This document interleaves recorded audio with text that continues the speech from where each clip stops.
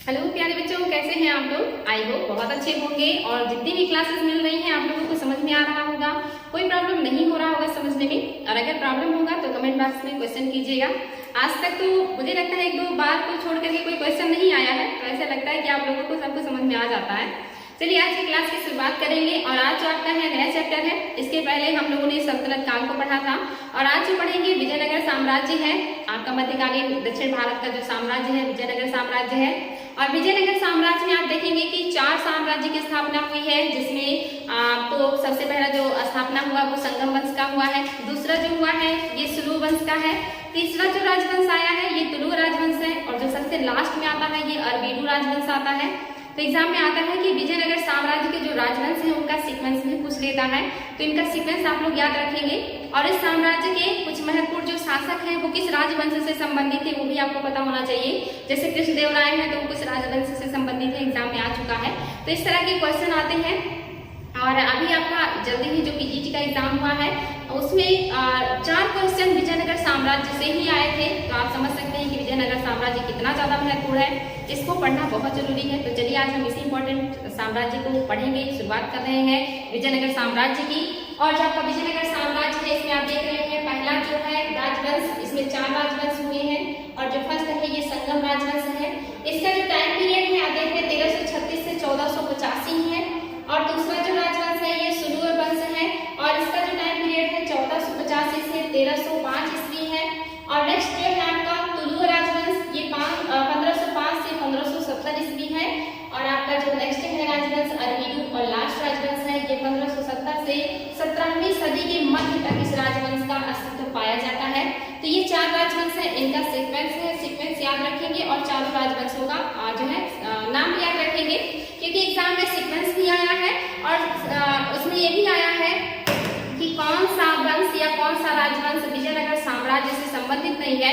तो इसमें से कोई 3 ऑप्शन दे देगा और एक ऑप्शन कोई बाहरी दे देगा, तो आपको वहाँ पे एलिमिनेट करना होगा कि कौन सा नहीं है।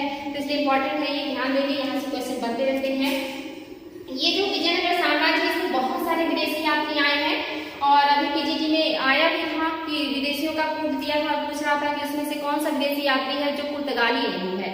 तो आपको ये भी ध्यान देना है कि कौन सा विदेशी यात्री आया है, कहाँ से आया है, किस राजा के शासनकाल में आया है, ये दोनों चीजें पूछता है।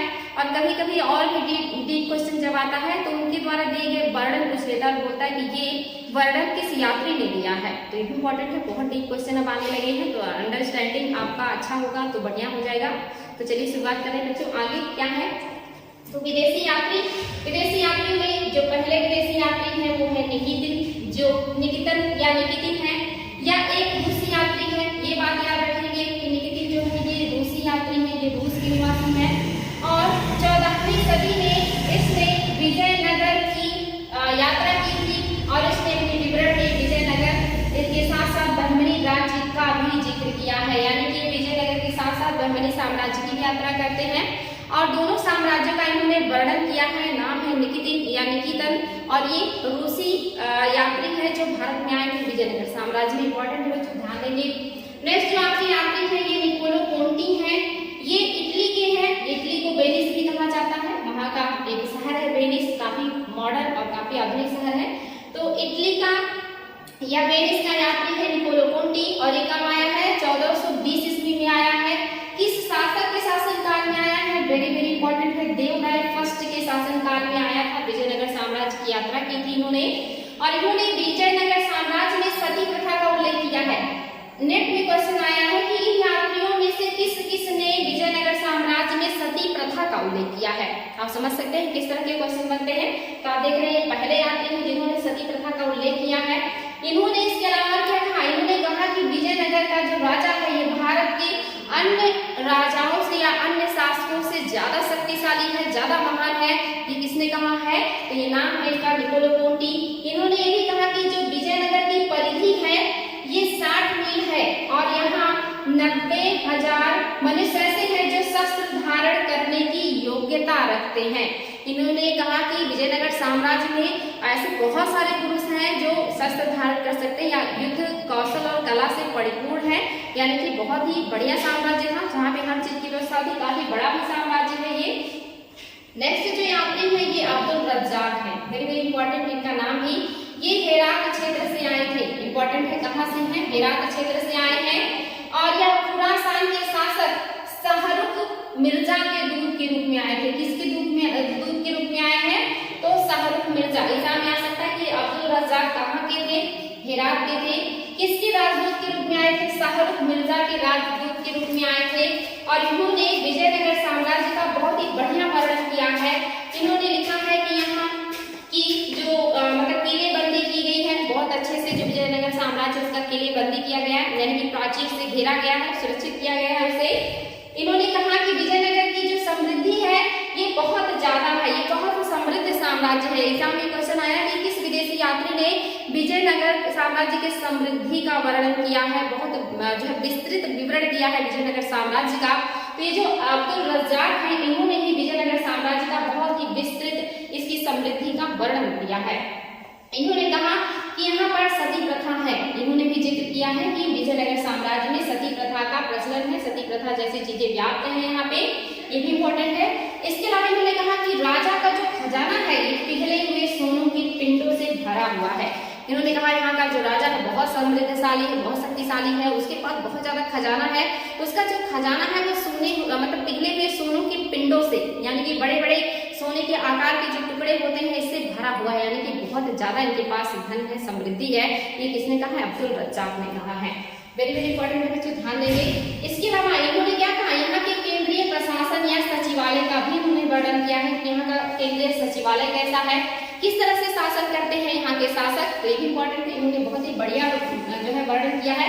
इन्होंने ये कहा कि यहाँ के लोग, जो शहर के लोग हैं, इनके लिए गुलाब का फूल इतना ज्यादा आवश्यक है जितना कि भोजन, यानी कि विजय साम्राज्य जो विजयनगर साम्राज्य है, खास करके जब अब्दुल रज्जाक आए थे तो इन्होंने देखा कि यहाँ के लोग गुलाब प्रेमी बहुत ज्यादा हैं, इनको भोजन जितना ज्यादा जरूरी महसूस होता है उतना ही गुलाब का फूल पसंद करते हैं। तो एग्जाम में आ सकता है कि किस जो है यात्री ने कहा कि विजयनगर साम्राज्य के लोगों के लिए गुलाब का फूल बहुत आवश्यक था, भोजन के जितना, ये कहा है अब्दुल रज्जाक ने। विजयनगर साम्राज्य में 11 लाख सेना थी। इन्होंने कहा कि जो विजयनगर साम्राज्य है इसके पास एक विशाल सेना है, लगभग 11 लाख सेना है। एक अपने आप में बहुत बड़ी संख्या है, 11 लाख अगर ऐसा रहा होगा तो वाकई में बहुत ज्यादा जो है सैनिक है उनके पास। इन्होंने बताया है कि 11 लाख सेना है विजयनगर साम्राज्य में। इसके अलावा इन्होंने कहा कि विजयनगर का जो बाजार है ये हेरात के बाजार से भी बड़ा है, या आप देखेंगे उससे 10 गुना ज्यादा बड़ा है, यानी कि बहुत बड़ा है। यहाँ का जो बाजार है, जो मार्केट है, अपने आप में बहुत ही भव्य है, समृद्ध है। इसीलिए विदेशी जो यात्री हैं वो भारत का भ्रमण करते हैं और उस समय विजयनगर साम्राज्य का जितने भी यात्री हैं बहुत ही बढ़िया वर्णन करते हैं। और इन्होंने भी कहा है कि जो विजयनगर साम्राज्य का बाजार है ये 10 गुना बड़ा है हेरात के बाजारों से, यानी कि जहाँ से वो आया है वहाँ के बाजार इसके अपेक्षा 10 गुना छोटे हैं। इंपॉर्टेंट है बच्चों, ध्यान देंगे। इसने और भी क्या कहा? इसने कहा कि विजयनगर साम्राज्य में 300 बंदरगाह हैं। आप जानते हैं वर्तमान में हमारे पूरे भारत में शायद इतने, अगर छोटे बड़े सारे बंदरगाह ले लेंगे तो जाकर के 300 बंदरगाह होंगे। और ये कहते हैं कि अकेले विजयनगर साम्राज्य में 300 बंदरगाह थे। अपने आप में अतिशयोक्ति है, लेकिन उन्होंने इस बात का वर्णन किया है। हालांकि जो विदेशी होते हैं ये मोस्टली बहुत निष्पक्ष होते हैं, ये जो भी बातें देखते हैं वो लिखते हैं या सही लिखते हैं। ये ज्यादातर जो चीजें हैं बिल्कुल सत्य होता है, इसीलिए हम इस पर भरोसा कर पाते हैं, क्योंकि किसी के दबाव में या लालच में नहीं होते हैं। तो इम्पोर्टेंट है, इन्होंने कहा कि विजयनगर साम्राज्य में 300 बंदरगाह थे। इन्होंने वैश्यालयों का भी वर्णन किया है कि जो विजयनगर साम्राज्य वहाँ पे वैश्यालय भी था और वैश्याओं का भी इन्होंने जिक्र किया है कि वहाँ पे इस तरह के भी क्रियाकलाप समाज में होते थे। और हालांकि इसका जो प्रचलन है प्राचीन काल से ही है, एंशियंट में भी आप देखा है, आपने देखा है, मिडोल में भी आप देखेंगे, अकबर के शासनकाल में भी आप देखेंगे इस तरह के जो वैश्यालय होते थे इनको अकबर ने जो है अपने साम्राज्य से या शहर से बाहर कर दिया था और उसको शैतानपुरी का नाम दिया था। तो यहाँ पे इन्होंने इसका वर्णन किया है। तो विजयनगर साम्राज्य में इस तरह की चीजों का भी उल्लेख मिलता है, यानी कि उन्होंने बड़ी निष्पक्षता से हर चीज का वर्णन किया है। इंपॉर्टेंट है बच्चों, ध्यान देंगे। नेक्स्ट जो आपके यात्री है ये डोमिंगो पायस है, ये भी बहुत इंपॉर्टेंट है। डोमिंगो पायस से जितने भी यात्री हैं ये कोई भी एग्जाम हो, चाहे टेट हो, IAS हो, PCS हो, छोटे एग्जाम से उसमें जरूर आते हैं। एक क्वेश्चन तो यात्रियों से बनता ही है, चाहे वो एंशियंट के यात्रियों का बने चाहे वो मिडवल के यात्रियों का बने। तो यात्री अपने आप में बहुत ही महत्वपूर्ण होते हैं, इनको जरूर देखिएगा। तो जो यहाँ पे आप देखेंगे डोमिंगो पायस है, यह तब आते हैं कृष्णदेवराय के शासनकाल में आए हुए हैं, वेरी वेरी इंपॉर्टेंट है। और इन्होंने विजयनगर साम्राज्य का बहुत अच्छे से वर्णन किया है। इन्होंने कहा कि विजयनगर साम्राज्य में पशु बलि प्रथा थी, यहाँ पे पशुओं की बलि दी जाती थी। इंपॉर्टेंट है बच्चों, ये पॉइंट ध्यान देंगे। इसके अलावा इन्होंने कहा कि जो विजयनगर साम्राज्य है ये रोम के समान विशाल है। इन्होंने भी बहुत तारीफ किया है विजयनगर साम्राज्य की। और ये चूंकि जो है आए हैं विजयनगर साम्राज्य में, तो इन्होंने क्या कहा है, रोम यानी कि इटली का जो एक तरीके से कहेंगे शहर, उससे भी बढ़िया बताया है इन्हें, या उसके समान बताया है। यहाँ जो है प्रदेश देश, मतलब यह जो प्रदेश है ये देश से जुड़े, मतलब यहाँ पे ये जो प्रदेश है यहाँ जितने भी देश हैं विश्व में, ऐसा माना जाता है कि हर जगह के लोग यहाँ पाए जाते हैं। यानी कि यहाँ पर लगभग सभी देश के लोग पाए जाते हैं, सभी देश से जुड़े हुए लोग यहाँ पर पाए जाते हैं। मतलब सभी देश के जुड़े हुए व्यक्ति यहाँ पे पाए जाते हैं। यानी कि विश्व के जो अलग अलग देश हैं वहाँ के लोग विजयनगर साम्राज्य में है या यहाँ पे रहना पसंद करते हैं। इस बात का भी जिक्र किया है इन्होंने। इसके अलावा इन्होंने क्या कहा कि यहाँ का जो राजा है वो एक महान शासक है तथा न्यायप्रिय है। इन्होंने यहाँ के शासक की महानता का और न्यायप्रियता का भी वर्णन किया है अपने जो है विवरण में। इंपॉर्टेंट है बच्चों, ध्यान देंगे। नेक्स्ट जो यात्री है ये बारबोसा है, और जो बारबोसा है ये पुर्तगाली निवासी है या पुर्तगाली यात्री है। और ये साथ में क्या है, ये पुर्तगाली अधिकारी के रूप में आए थे। यानी कि ये यात्री के रूप में नहीं आए थे बल्कि पुर्तगाली अधिकारी के रूप में आए थे। क्योंकि आपको पता होना चाहिए कि जो पुर्तगाली में सबसे पहले भारत में आए थे और अपने व्यापार का, अपने साम्राज्य का सबसे पहले विस्तार पुर्तगालियों ने ही भारत में किया था। तो ये भी एक पुर्तगाली अधिकारी है और अधिकारी के रूप में ही भारत आए हुए हैं और इन्होंने बहुत ही बढ़िया विवरण दिया है। और ये भी कृष्णदेवराय के शासनकाल में आए हुए हैं। इन्होंने क्या कहा है कि विजयनगर साम्राज्य में जहाजों का निर्माण होता है। यानी कि हमारे यहाँ इस तरह की चीजें थी, यानी कि जहाज वगैरह हमारे यहाँ बड़े पैमाने पर बनाए जाते थे, क्योंकि हम व्यापार जो है वो अन्य देशों से भी करते थे जलीय मार्ग से। तो जहाजों का निर्माण होता था। ये बात किसने कहा है, ये कहा है बारबोसा ने। इंपॉर्टेंट है। इसके अलावा इन्होंने यहाँ पे सती प्रथा का भी उल्लेख किया है। आपने देखा सती प्रथा का उल्लेख करने वाले 3 यात्री हो गए हैं। तीनों का नाम याद रखेंगे कि कौन कौन है जिन्होंने सती प्रथा का उल्लेख किया है। तो ये बहुत ही इंपॉर्टेंट है। आपके जो अब्दुल रज्जाक है इन्होंने भी किया है, निकोलो कोंटी ने भी किया है, साथ में आपके जो बारबोसा है, इन 3 लोगों ने सती प्रथा का उल्लेख किया है। एग्जाम में क्वेश्चन आ चुका है, दोबारा भी आएगा, तो इसको ज्यादा ध्यान देंगे। नेक्स्ट आपका है यात्री, ये है नूनिस। और ये जो नूनिस है ये भी पुर्तगाली निवासी है, साथ में ये घोड़े के व्यापारी भी हैं। एग्जाम में आया है कि कौन सा विदेशी यात्री था जो विजयनगर साम्राज्य में भ्रमण के लिए आया था और वो घोड़ों का व्यापारी था। इतना डीपली क्वेश्चन आ चुका है बच्चों। तो ये जो नूनिस है ये भी घोड़े के व्यापारी हैं और ये कहाँ के हैं, ये पुर्तगाल के हैं। वेरी वेरी इंपॉर्टेंट है। इनके अनुसार क्यूलोन, उस समय का जो केरल है इसको क्यूलोन कहा जाता था। क्यूलोन, साथ ही श्रीलंका, पेगु, पुलिकट, बर्मा, मलाया के शासकों से देवराय सेकंड जो है वो कर वसूला करते थे। यानी कि जो नूनिस हैं ये देवराय सेकंड के शासनकाल में आए हैं विजयनगर साम्राज्य में। और ये कहते हैं कि ये बहुत शक्तिशाली शासक है, ये आसपास के देशों से भी टैक्स वसूलते हैं। आप जानते हैं मलाया, मलक्का ये सब इंडोनेशिया के पास है, और श्रीलंका, इन सब से ये कर वसूल करते हैं। यानी कि यहाँ तक इनके साम्राज्य का विस्तार है। ये वर्णन किया है नूनिस ने। आगे बच्चों अच्युत देवराय, यानी कि ये जो साम्राज्य का विस्तार है ये देवराय का तो करते ही है सेकंड का उल्लेख, साथ ही ये अच्युत देवराय के शासनकाल में इनके दरबार में भी कुछ समय के लिए रहे हैं। यानी कि इनके दरबार में कुछ समय रहने वाले हैं। ये है नूनिस, इसके दरबार में रहे हैं। अच्युत देवराय के दरबार में रह चुके हैं और इन्होंने देवराय सेकंड का भी बहुत अच्छे से वर्णन किया है। आगे के इन्होंने विजयनगर साम्राज्य का बहुत अच्छे से भ्रमण किया और इन्होंने लिखा है कि यहाँ की जो महिलाएं हैं ये लेखाकार हैं, यानी कि वो लिखने का काम भी करती हैं। साथ ही उन्होंने कहा कि जो महिलाएं हैं ये पहलवान भी हैं, यानी कि ये इस तरह के जो युद्ध किए जाते हैं इस तरह की चीजों में भी ये शामिल होते हैं।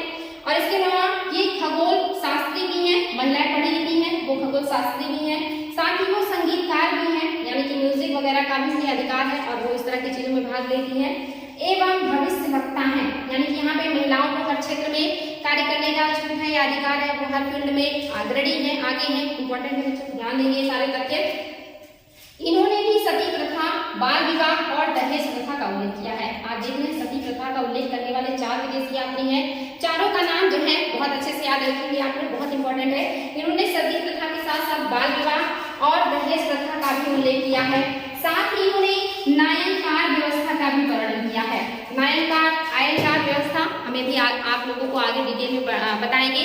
नायनकार जो है ये राजस्व विभाग से संबंधित है, इनके बारे में डिटेल में पढ़ाएंगे आपको भी। तो ये आपका नयनकार व्यवस्था का भी उल्लेख करते हैं, कौन करता है? यूनिस। आ सकता है एग्जाम में कि किस विदेशी यात्री ने विजयनगर साम्राज्य में नयनकार व्यवस्था का वर्णन किया है, तो यूनिस है, इंपॉर्टेंट है। नेक्स्ट जो यात्री है सीजर फ्रेडरिक है। सीजर फ्रेडरिक जो है ये क्या है? ये भी एक यूरोपीय यात्री है, यानी कि यूरोप से आए हुए हैं और इन्होंने तालीकोटा के युद्ध के पश्चात विजयनगर साम्राज्य का भ्रमण किया था, यानी कि विजयनगर साम्राज्य का भ्रमण पहली जो है तालीकोटा युद्ध के बाद पहली बार करने वाले कौन है?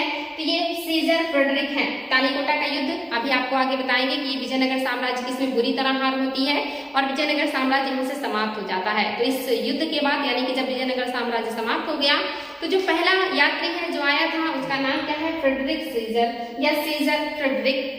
तो एग्जाम में क्वेश्चन आ सकता है कि विजयनगर के साम्राज्य की समाप्ति के बाद या तालीकोटा की समाप्ति के बाद कौन से विदेशी यात्री ने विजयनगर में वर्णन किया है या वहां का भ्रमण किया है?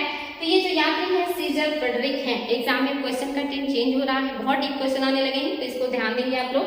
नेक्स्ट जो है आपका विजयनगर साम्राज्य की स्थापना, यानी कि यहाँ पे आपने विदेशी यात्रियों के बारे में देखा कि कौन कौन से यात्री आए हैं, किसके शासनकाल में आए हैं और उन्होंने किन चीजों का वर्णन किया है जहां से एग्जाम में क्वेश्चन बनते हैं, वो सारी चीजें आपको पता है। अब हम देखेंगे विजयनगर साम्राज्य की स्थापना कैसे हुई, किसने किया इस साम्राज्य की स्थापना। तो आपको पता होना चाहिए बच्चों, विजयनगर साम्राज्य की स्थापना जो करने वाले हैं वो हरिहर बुक्का हैं। लेकिन इन्होंने कब किया और कैसे किया? तो जो हरिहर और बुक्का हैं ये पहले जो है सामंत हुआ करते थे, लेकिन बाद में उनको जब मोहम्मद बिन तुगलक आक्रमण करते हैं दक्षिण भारत में तो पकड़ करके कैदी के रूप में ले जाते हैं और दिल्ली के जेल में बंद कर देते हैं और उनके सामने प्रस्ताव रखते हैं कि अगर आप इस्लाम धर्म आप लोग जो है स्वीकार कर लेते हैं तो हम आप लोगों को अच्छा पद देंगे और कारागार से मुक्त कर देंगे। तो जो हरिहर और बुक्का हैं वो हिंदू धर्म से मुस्लिम धर्म स्वीकार कर लेते हैं और उन्हें अच्छे पद दिए जाते हैं, सेना में भर्ती किया जाता है और वापस उन्हें विजयनगर साम्राज्य में जो है वहां पे पहले तो विजयनगर साम्राज्य था नहीं, दक्षिण भारत में विद्रोह होता है और उस विद्रोह को दबाने के लिए भेजते हैं हरिहर और बुक्का को। दोनों लोग भाई थे, तो ये लोग आते हैं दक्षिण भारत में और अपने गुरु विद्याधर की मदद से वापस जो है हिंदू धर्म स्वीकार कर लेते हैं और वापस जो है मोहम्मद बिन तुगलक के पास नहीं जाते हैं और नए साम्राज्य की स्थापना करते हैं जिसको संगम वंश कहा जाता है या विजयनगर साम्राज्य में संगम वंश की स्थापना करते हैं हरिहर और बुक्का। ये तो आप लोगों को पता ही होगा। हरिहर और बुक्का ये और भी भाई थे इनके जिनकी मदद से उन्होंने साम्राज्य की स्थापना की है। यहाँ पे वही है, माना जाता है कि हरिहर और बुक्का काकतीय राजवंश के अंतर्गत, काकतीय राजवंश मैंने बताया है और मैंने ये भी बताया था कि यहाँ पे एक महिला शासिका थी रुद्रदमा देवी। एग्जाम में आता है कि रुद्रदमा देवी किस वंश से संबंधित थी? तो ये काकतीय राजवंश से संबंधित थी। काफी जो है महत्वपूर्ण साम्राज्य था ये। इसी साम्राज्य के अंतर्गत ये दोनों सामंत थे ऐसा माना जाता है।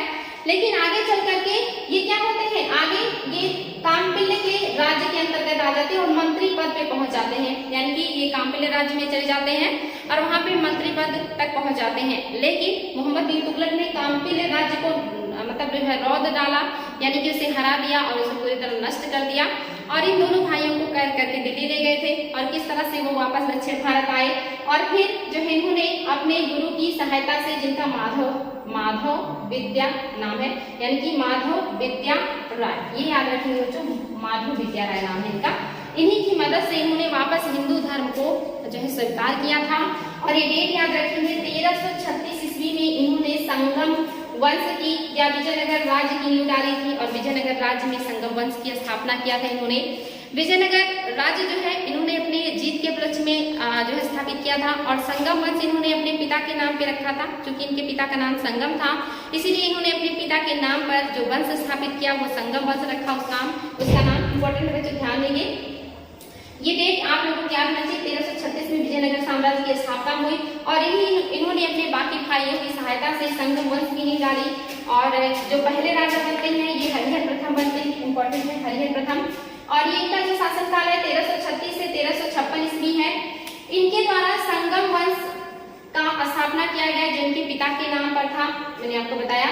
और इन्होंने क्या किया, साम्राज्य को देश में, स्थल में और नाडुओं में विभाजित किया था। अभी जो पीजीटी का एग्जाम हुआ उसमें क्वेश्चन आया था कि विजयनगर साम्राज्य में जो साम्राज्य था वो किन भागों में बटा हुआ था, तो उसमें ऑप्शन में था देश और नाडु, स्थल, ग्राम, और वहां पे दिया था कि सीक्वेंस में इसको कीजिए कि सबसे पहले क्या होगा, उसके बाद तो आपको पता होना चाहिए जो सबसे बड़ी इकाई है वो देश है, देश के बाद जो है वो आपका स्थल है, स्थल के बाद नाडु है, और नाडु के बाद जो आएगा वो ग्राम आएगा, क्योंकि गांव सबसे छोटी इकाई है। तो ये सीक्वेंस जो है ये आप लोग याद रखिएगा, बहुत इंपॉर्टेंट है। ये विभाजन किया गया था विजयनगर साम्राज्य में, और ये क्वेश्चन आया हुआ था अभी रिसेंटली, इंपॉर्टेंट है। नेक्स्ट जो आपके राजा है ये बुक्का प्रथम है, इनका जो शासनकाल है 1356 से 1377 है, और इनकी राजधानी जो थी अनैलुंडी थी, और बुक्का प्रथम ने अपने शासन को और भी ज्यादा सुदृढ़ किया, अपने साम्राज्य को और ज्यादा मजबूत किया था। इसके साथ ही इन्होंने अपना एक राजदूत भी भेजा था चीन में, ये भी अभी जो आपका पीजीटी का पेपर हुआ उसमें आया था कि किस शासक ने चीन के राजा के पास अपना राजदूत भेजा था। तो बुक्का प्रथम ने चीन के राजा के पास अपना राजदूत भेजा था। इंपॉर्टेंट है बच्चों, ध्यान देंगे, ये पॉइंट याद रखना है आपको, बार बार एग्जाम में आता है। और इन्होंने साम्राज्य विस्तार और भी ज्यादा किया है, हरिहर प्रथम से भी ज्यादा। साथ ही इन्होंने मथुरा क्षेत्र को जो है विजयनगर साम्राज्य में मिलाया था और साम्राज्य का और भी ज्यादा विस्तार किया था। साथ ही आप देखेंगे कि इस विजय की जो चर्चा है ये कुमार कंपन की पत्नी गंगा देवी ने अपनी कृत मधुरा विजय में किया है। ये एग्जाम में आया है कि जो गंगा देवी है इन्होंने किसके विजय का वर्णन किया है, तो बुक्का प्रथम की विजय का वर्णन किया है।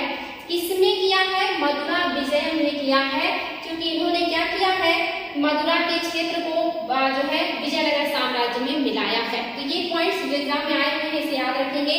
साथ ही बुक्का फर्स्ट ने वेद मार्ग या बुक्का फर्स्ट को वेद मार्ग प्रतिष्ठापक की उपाधि दी गई थी। ये भी इंपॉर्टेंट है, वेद मार्ग प्रतिष्ठापक की उपाधि किसे दी गई थी, तो बुक्का प्रथम को दिया गया था। इंपॉर्टेंट है बच्चों, ये भी ध्यान देंगे आप लोग। आगे बढ़ते हैं, बुक्का प्रथम के समय में विजयनगर और ब्राह्मणी शासकों ने युद्ध में पहली बार बारूद का बड़े पैमाने पर उपयोग किया था। यानी कि बुक्का प्रथम का ही समय था जब दक्षिण में विजयनगर के शासक और ब्राह्मणी के शासकों ने बड़े पैमाने पे बारूद का उपयोग किया था युद्ध के मैदान में। आगे है बच्चों, जो बुक्का प्रथम है और हरिहर प्रथम है इन्होंने महाराज की उपाधि नहीं ली थी। एग्जाम में आ सकता है कि किसने महाराज की उपाधि या महाराजा धीराज की उपाधि नहीं ली थी, तो बुक्का प्रथम और हरिहर प्रथम ने इस तरह की उपाधियां नहीं लिया था। ये इंपॉर्टेंट है। नेक्स्ट है आपके हरिहर द्वितीय, टाइम पीरियड है इनका 1377 से 1406 ईस्वी। इन्होंने महाराजा धीराज की उपाधि ली है। एग्जाम में आ सकता है कि किस शासक ने महाराजा धीराज की उपाधि ली है, तो ये हरिहर द्वितीय है इन्होंने लिया है। साथ ही इन्होंने क्या किया, साम्राज्य का और भी ज्यादा विस्तार किया, ये और भी शक्तिशाली शासक के रूप में उभरे थे। और इन्होंने क्या किया, उत्तरी कर्नाटक, साथ ही मैसूर, त्रिचरापल्ली तक अपने क्षेत्र का विस्तार किया। जो कांची है इसे भी अपने साम्राज्य में मिला लिया था। यानी कि आसपास के जो केरल है, कर्नाटक है, इन सारे क्षेत्रों के कुछ क्षेत्रों को इन्होंने जीत करके साम्राज्य में अपने मिलाया था। और भी ज्यादा विस्तार किया इन्होंने विजयनगर साम्राज्य का। साथ ही इन्होंने क्या किया, श्रीलंका के राजा से ही कर वसूला है। यानी कि इनका भी अधिकार श्रीलंका तक था, वहां के राजा से टैक्स का वसूलने का काम किया करते थे। इंपॉर्टेंट है बेटे। आगे है आपका देवराय प्रथम, जो नेक्स्ट राजा है ये देवराय प्रथम है, और इनका जो टाइम पीरियड है 1406 से 1422 ईस्वी है। इनके समय में निकोलो कोंटी भारत आए थे। ये चीज मैंने आपको बताया है पहले ही और दोबारा बता रहे, ध्यान रखेंगे। और उसने विजयनगर में दिवाली तथा नवरोज त्योहार का विवरण दिया है। ये पॉइंट याद रखेंगे कि विजयनगर में दिवाली और नवरोज का वर्णन करने वाला कौन है, निकोलो कोंटी है। इसके शासनकाल में आए हैं, देवराय प्रथम के शासनकाल में आए हैं। देवराय का संघर्ष बहमनी शासक फिरोज शाह से हुआ। ये जो बहमनी शासक है फिरोज शाह, ये बहुत शक्तिशाली थी, जो देवराय के समकालीन थे। और इनका जो युद्ध होता है देवराय प्रथम का जब बहमनी शासक फिरोज शाह से, तो जो देवराय प्रथम है ये हार जाते हैं और संबंध बहुत ज्यादा खराब ना हो या किसी तरह मित्रता बनी रहे, अपनी पुत्री का विवाह फिरोज शाह बहमनी के साथ कर देते हैं। लेकिन विजयनगर जो साम्राज्य है यहाँ पे थोड़ा सा कूटनीतिक रूप से काम करते हैं और जो वारंगल के शासक हैं उन्हें अपनी तरफ मिला लेते हैं। और जो मतलब ये जो फिरोज शाह है ये धीरे धीरे क्या होंगे, बहमनी शासक कमजोर पड़ जाएंगे, क्योंकि जो वारंगल का शासक है ये विजयनगर साम्राज्य में आ जाएगा। और जब बहमनी शासक कमजोर पड़ जाएंगे तो ये फिर से उनके ऊपर आक्रमण करेंगे। देवराय प्रथम और फिरोज शाह जो बहमनी है ये हार जाते हैं और जो बहमनी साम्राज्य है वो अपने साम्राज्य में मिला लेते हैं देवराय, यानी कि विजयनगर साम्राज्य जो है बहमनी साम्राज्य को भी अपने अंडर में ले लेता है। इंपॉर्टेंट है यहाँ पे एक पॉइंट कि देवराय प्रथम ने ही 10,000 मुसलमान को सेना में पहली बार भर्ती किया था। एग्जाम में आ सकता है कि मुसलमान लोगों को पहली बार सेना में भर्ती करने वाला विजयनगर साम्राज्य का शासक कौन था? तो देवराय प्रथम है, इन्होंने ही पहली बार ऐसा काम किया है। इन्होंने तुंगभद्रा नदी पर हरिद्रा बांध बनाया था। ये भी आ सकता है कि तुंगभद्रा नदी पर हरिद्रा बांध बनाने का काम किसने किया था? देवराय प्रथम ने किया था, ये भी इम्पोर्टेंट है। इनके दरबार में श्रीनाथ, ये नाम याद रखेंगे, श्रीनाथ का निवास था, जिन्होंने हर विलास की रचना की है। हर विलास ग्रंथ है जिसकी रचना श्रीनाथ ने की है, और एक किसके राज दरबार में है? देवराय प्रथम के राज दरबार में है। इंपॉर्टेंट है बच्चों, इसको भी ध्यान देना है आपको। इसके बाद कुछ समय के लिए आप देखेंगे कि रामभद्र शासक हुए हैं, यानी कि देवराय के बाद कुछ समय के लिए रामभद्र शासक हुए, और रामभद्र के बाद विजय प्रथम शासक हुए। ये दोनों अयोग्य शासक हैं, कमजोर शासक हैं, बहुत कम टाइम पीरियड के लिए शासक बनते हैं, और यहाँ से जो संगम वंश है ये समाप्त हो जाता है। और आप देखेंगे कि फिर जो देवराय द्वितीय है ये शासक बनते हैं, यानी कि संगम वंश समाप्त नहीं होता बल्कि कमजोर हो जाता है। लेकिन इसके बाद जब देवराय द्वितीय का शासन काल आता है तो फिर से वो मजबूत करने का कोशिश करते हैं जो है विजयनगर साम्राज्य के, क्योंकि कोई भी साम्राज्य हो वहाँ पे हर व्यक्ति या हर शासक शक्तिशाली नहीं होता, कोई बहुत शक्तिशाली होता है, कोई कम शक्तिशाली होता है। और मोस्टली सारे राजवंशों में आपको एक ऐसा राजा मिलेगा जो युद्ध प्रेमी ना होकर के या साम्राज्य विस्तार ना करने वाला हो, बल्कि वो साहित्य और संस्कृति में ज्यादा विश्वास करने वाला हो, शांति को ज्यादा पसंद करता हो। ऐसे शासक भी एक शासक जरूर होते हैं हर राजवंश में। तो आप देखेंगे कि इनके बाद देवराय द्वितीय शासक बनते हैं, और जो देवराय द्वितीय है ये क्या है? ये जो है थोड़े शांति प्रिय शासक है, और ये जो है साहित्य को संरक्षण देते हैं, विद्वानों को रिस्पेक्ट करते हैं, अपने दरबार में इस तरह का काम करते हैं। ये इन्होंने गजबेटकर की उपाधि जो है धारण की है, और इनके काल में ईरान का राजदूत अब्दुल रज्जाक आया था। अब्दुल रज्जाक जो है ये देवराय द्वितीय के शासनकाल में आए हैं। यह विद्वानों का संरक्षक था, यानी कि कला संस्कृति के प्रेमी है, इन्होंने विद्वानों को संरक्षण दिया। साथ ही इन्होंने खुद भी संस्कृत में ग्रंथों की रचना की है, और ये जो ग्रंथ है इंपॉर्टेंट है बच्चों, एक है महानाटक सुधा निधि और दूसरा है ब्रह्म सूत्र पर एक टीका। ये दो रचनाएं किया है और दोनों संस्कृत में है। राजा ने खुद लिखा है, देवराय द्वितीय है, और ये साहित्य प्रेमी या संस्कृति प्रेमी है या शांति प्रिय राजा है।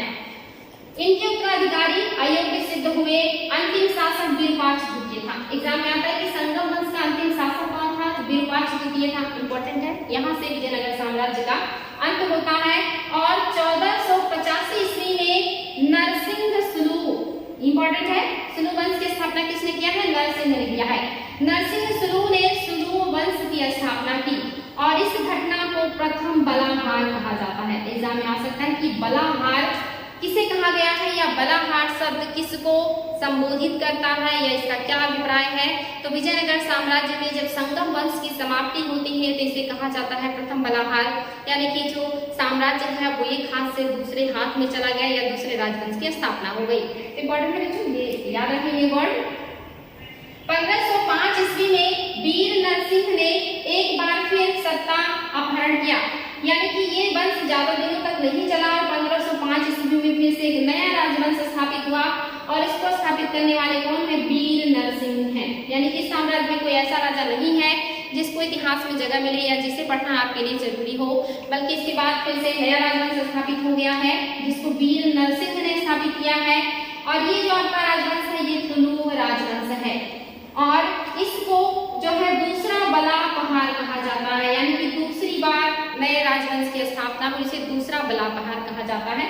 ये वर्ड आप लोग याद रखेंगे, दूसरा बला पहाड़। नेक्स्ट जो आपके राजा है ये क्या है? ये आपके कृष्णदेवराय है, और ये किस वंश से संबंधित है? तुलु वंश से संबंधित है। एग्जाम में आया है कि कृष्णदेवराय किस वंश से संबंधित है, क्योंकि ये विजयनगर साम्राज्य के सबसे शक्तिशाली राजा हैं जो कृष्णदेवराय हैं। इनका उल्लेख बाबर ने अपनी आत्मकथा सुजुकी बाबरी में की है, जो कि चगताई तुर्की में लिखा हुआ है। एग्जाम में आता है कि बाबर के आत्मकथा का क्या नाम है? तो यहाँ पे एक बाबरनामा है, और वो किसमें लिखा हुआ है, किस भाषा में, तो चगताई तुर्की या तुर्की भाषा में लिखा हुआ है। और उन्होंने ये भी पूछा है कि बाबर ने अपनी आत्मकथा में किन भारत के किन शासकों का उल्लेख किया है, तो कृष्णदेवराय का किया है और राणा सांगा का किया है, इंपॉर्टेंट है। इसके अलावा एक दो और भी लोग हैं, उनके बारे में भी आपको बताएंगे। तो यहाँ पे याद रखिए कृष्णदेवराय बहुत ही इंपॉर्टेंट शासक है। इनका जो शासनकाल है 1509 से 1530 ईस्वी है। इन्होंने गजपति शासक, ये शासक है गजपति शासक, रुद्रदेव को पराजित किया था और तेलंगाना का क्षेत्र विजयनगर साम्राज्य में मिला लिया था। यानी विजयनगर साम्राज्य का जो क्षेत्र है ये विस्तार बढ़ता ही जा रहा है। अब तेलंगाना का क्षेत्र भी विजयनगर साम्राज्य में आ गया है। साथ ही इन्होंने बीजापुर के शासक जिनका नाम इस्माइल शाह था, इनको भी पराजित किया, बहुत बुरी तरह पराजित किया, यानी कि पूरी तरह से लगभग ये पराजित हुए थे। ये कृष्णदेवराय ने इनको पराजित किया है। इन्होंने यानी कि कृष्णदेवराय ने 1510 ईस्वी में पुर्तगालियों को भूतकाल में एक किला बनाने की अनुमति देते हैं। एग्जाम में आ सकता है कि भूतकाल में किला बनाने की अनुमति पुर्तगालियों को किस शासक ने दिया था, कृष्ण जो है देवराय कृष्ण ने दिया था, या फिर ये भी आ सकता है कि क्यों दिया था। तो इन्होंने यहाँ पर पुर्तगालियों से समझौता किया कि अगर आप विजयनगर जो बीजापुर साम्राज्य है उससे गोवा को छीन लेते हैं या छीनने में कामयाब हो जाते हैं तो उसके उपलक्ष्य में हम आपको एक किला बनाने का अनुमति दे देंगे। और पुर्तगालियों ने करके भी दिखाया था। एग्जाम में आता है कि पुर्तगालियों ने गोवा को किससे छीना था, तो ये बीजापुर से छीना था पुर्तगालियों ने। और कब छीना था, तो यही डेट है 1510 में इन्होंने ऑफर किया और 1510 में ही पुर्तगालियों ने बीजापुर से गोवा को छीन भी लिया। और कृष्णदेवराय को जो वादा किया ये पूरा भी करना पड़ा, जो इनका मतलब एक दूरदर्शितापूर्ण निर्णय था, क्योंकि इससे जो पुर्तगाली है वो और भी ज्यादा शक्तिशाली है और उनका जो शोषण है वो बढ़ा था भारत में, तो ये काम इनका अच्छा नहीं माना जाता है। यही है, ये मतलब सारी चीजें मैंने आपको लिखी हैं। ये एग्जाम में आता है बच्चों, इनको कौन कौन सी उपाधियां दी गई हैं। आंध्र पितामह एग्जाम में अनगिनत बार आया है, नेट में भी आया है, दूसरे एग्जाम में भी आया है कि किस राजा को आंध्र पितामह कहा जाता है, कृष्णदेवराय को। साथ में अभिनव जो है आगे हमें देखेंगे अभिनव, यानी कि अभिनव यहाँ पे इम्पोर्टेंट है, ये अभिनव भक्त या अभिनव करके आता है, ये उपाधि भी जो है ये दिया गया है कृष्णदेवराय को। तो ये भी याद रखेंगे, ये उपाधि भी इनका है। और आप साथ में आंध्र पितामह और इसके अलावा स्थापनाचार्य, यानी कि नई नई चीजों का स्थापना करने वाला कौन है, तो कृष्णदेवराय है। इन्हें स्थापनाचार्य की उपाधि दी गई है, इंपॉर्टेंट है। तथा यवन राज्य या यवन राजा भी कहा गया है, याद रखेंगे यवन राज भी कहा गया है, यानी कि यवनों पर राज करने वाला इनको कहा गया। इनको 3-4 उपाधियां दी गई। आंध्र पितामह, ये अभिनव भोज है, मुझे ये वर्ड याद नहीं आ रहा था, मुझे इसको ध्यान दीजिए, ये नेट के एग्जाम में आ चुका है कि अभिनव भोज या दक्षिण का भोज किसे कहा जाता है, तो ये जो अभिनव भोज या दक्षिण का भोज है ये कृष्णदेवराय को कहा जाता है। आंध्र पितामह किसे कहा जाता है, कृष्णदेवराय को कहा जाता है। इन्हीं को स्थापनाचार्य और यवन राज भी कहा जाता है। ये चारों उपाधियां जो है कृष्णदेवराय की वेरी वेरी इंपॉर्टेंट है, बहुत बार एग्जाम में आई है। आगे है बच्चों कि इन्हीं के शासनकाल में पुर्तगाली यात्री डोमिंगो पायस आए थे और इनके शासनकाल में भ्रमण भी किया और उसका वर्णन भी किया है। बाबर ने अपनी आत्मकथा में इनका वर्णन किया, ये सारी चीजें मैंने आपको बता दी हैं। ये बहुत ज्यादा एग्जाम में आता है कि इन्होंने कुछ ग्रंथों की रचना की है और ये ग्रंथ उन्होंने स्वयं लिखा है। एग्जाम में आता है ये ग्रंथ किसने लिखा है, तो आपके पास यहाँ पे देख रहे हैं बहुत सारे ग्रंथ हैं। पहला है जाम्बवती कल्याणम। जाम्बवती कल्याणम इन्होंने संस्कृत में लिखा है, ये भी एग्जाम में आया है कि कृष्णदेवराय ने जाम्बवती कल्याणम किस भाषा में लिखा है, संस्कृत में लिखा है। किसने लिखा है, कृष्णदेवराय ने लिखा है। दूसरा जो ग्रंथ है ये तो एग्जाम में सैकड़ों बार आ चुका है कि अमुक्त माल्यद पुस्तक के लेखक कौन है या इस ग्रंथ के लेखक कौन है, कृष्णदेवराय है।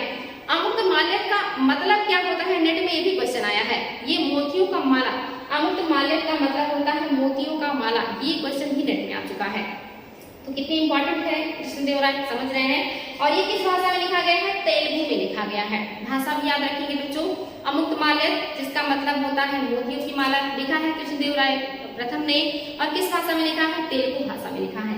साथ ही उन्होंने एक नाटक भी लिखा है, ऊषा परिणम नाटक है जो लिखा है कृष्णदेवराय ने। और इसके अलावा आप देखेंगे इनके बाद जो इनके उत्तराधिकारी हुए वो अच्युत देवराय हुए और ये अयोग्य शासक थे, ये बहुत ज्यादा पावरफुल शासक नहीं है।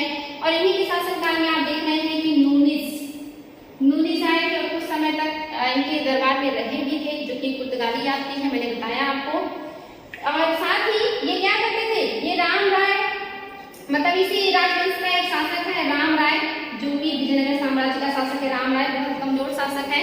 और ये जो राम राय है यानी कि अच्युत देव राय के बाद जो आते हैं शासक वो राम राय है। और राम राय ने बहमनी और बीजापुर साथ ही गोलकुंडा के साथ विशिष्ट संबंध बनाने का प्रयास किया है, क्योंकि ये उनके पड़ोसी राज्य हैं।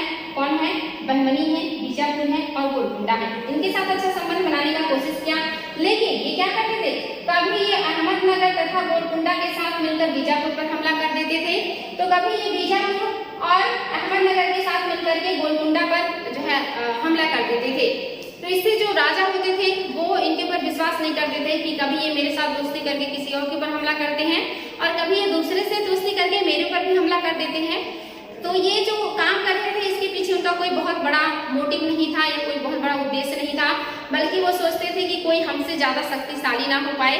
वो दक्षिण भारत में शक्ति संतुलन को बनाए रखना चाहते थे, इसीलिए बारी बारी से एक दूसरे की मदद ले करके हर किसी पे हमला किया करते थे। बाद में जो राज्य है ये समझ जाते हैं कि इनका क्या मतलब जो है औचित्य है, ये क्यों ऐसा करते हैं, और सारे जो भी राजा है अहमदनगर, बीजापुर और गोलकुंडा ये तीनों लोग मिल जाते हैं और मिल करके विजयनगर साम्राज्य पर हमला कर देते हैं। और ये जो हमला होता है यही जो है इसका नाम आप देखेंगे, इसको कहा जाता है बन्नी हट्टी का युद्ध। एग्जाम में आता है कि बन्नी हट्टी का युद्ध, या कौन से युद्ध के बाद विजयनगर साम्राज्य पूरी तरह टूट गया या किस युद्ध में विजयनगर साम्राज्य टूट गया। तो बन्नी हट्टी का युद्ध, उसको राक्षस तंगड़ी का युद्ध भी कहते हैं और इसको तालीकोटा का भी युद्ध कहते हैं, और ये 1565 में हुआ है। डेट याद रखेंगे बच्चों, 1565 में हुआ है। नाम क्या है, बन्नी हट्टी का युद्ध या राक्षस तंगड़ी का युद्ध या तालीकोटा का युद्ध, तीनों एक ही नाम है। कभी कभी ये नाम बदल बदल के एग्जाम में आता है, बच्चे कंफ्यूज हो जाते हैं। और ये तीनों नाम एक ही युद्ध के हैं, 1565 में हुआ है। डेट भी याद रखेंगे, एक तरफ विजयनगर साम्राज्य था और दूसरी तरफ हो शक्तियां जिनको बार बार विजयनगर साम्राज्य परेशान करता था, इन सब ने मिलकर के विजयनगर को हराया और इतनी बुरी तरह हराया कि विजयनगर साम्राज्य वहां से समाप्त हो जाता है और जो है फिर ये साम्राज्य खत्म हो जाता है। इसके बाद विजयनगर साम्राज्य का जो सितारा है, जो शक्ति का और जो है भाग्य का सितारा है, पूरी तरह से डूब जाता है। विजयनगर साम्राज्य हमेशा के लिए खत्म। साथ ही इसके इस लड़ाई के बाद क्या होता है कि जो विजयनगर राज्य की राजधानी है ये बदल करके पेनकोंडा हो जाता है। इंपॉर्टेंट है बच्चों, ये याद रखेंगे। राजधानी इस युद्ध के बाद जो है पेनकोंडा हो गया था, पेनकोंडा वर्ड याद रखेंगे। 1570 ईस्वी में विरूपाक्ष ने अरवीडू वंश की स्थापना की थी। ये जो विरूपाक्ष हैं इन्होंने क्या किया, अरवीडू वंश की स्थापना की है। और इसमें कोई बहुत जो है शासक नहीं हुए हैं बढ़िया। इसमें जो सबसे शक्तिशाली शासक है ये वेंकट द्वितीय हैं। और फिर यहाँ पर भी जो है अयोग्य उत्तराधिकारी आ जाते हैं और धीरे धीरे जो अरवीडू वंश है ये भी समाप्त हो जाता है। और फिर जो है विजयनगर साम्राज्य जो है वो पूरी तरह से समाप्त हो जाता है। विजयनगर में चारों राजवंश जो है वो समाप्त हो जाते हैं। और फिर वहाँ पर आप देखेंगे कि धीरे धीरे करके जो हमारे सल्तनत काल के राजा है और जो मुगल साम्राज्य है वो हावी होने लगते हैं। लेकिन जो बीजापुर है, गोलकुंडा है और अहमदनगर है, ये काफी समय तक संघर्ष करते हैं मुगलों से भी। आपने देखा था कि बीजापुर को हराने के लिए औरंगजेब ने बहुत मेहनत किया था। तो इन सारे राज्यों ने अपने आप को मजबूत कर लिया, लेकिन विजयनगर साम्राज्य के जो जितने भी वंश हैं ये समाप्त हो जाते हैं इस युद्ध के बाद। उसके बाद बीजापुर, अहमदनगर और गोलकुंडा अपने आप को बहुत मजबूती से स्थापित कर लेते हैं, जिनको समाप्त करने के लिए मुगल वंश को खासा दिक्कतें होती हैं। या जो औरंगजेब है इनकी सारी संपत्ति और इनका सारा समय दक्षिण में ही नष्ट हो जाता है और मुगल साम्राज्य के पतन का ये सबसे बड़ा कारण बनता है, दक्षिण अभियान जो है औरंगजेब का। तो आई होप बच्चों आप लोगों को विजयनगर साम्राज्य में जितने भी राजवंश हैं समझ में आए होंगे, उनके शासक समझ में आए होंगे। इसके बाद हम विजयनगर साम्राज्य के जो राजस्व व्यवस्था है, जो प्रशासन है, जो सैन्य व्यवस्था है, ये सारी चीजें पढ़ेंगे। अभी भी बहुत सारे पॉइंट आप लोगों के लिए बचे हैं जो एग्जाम में बार बार आते हैं, उसको भी डिस्कस करेंगे। तो आज के लिए इतना ही, फिर मिलते हैं नए क्लास में नेक्स्ट डे। Thank you.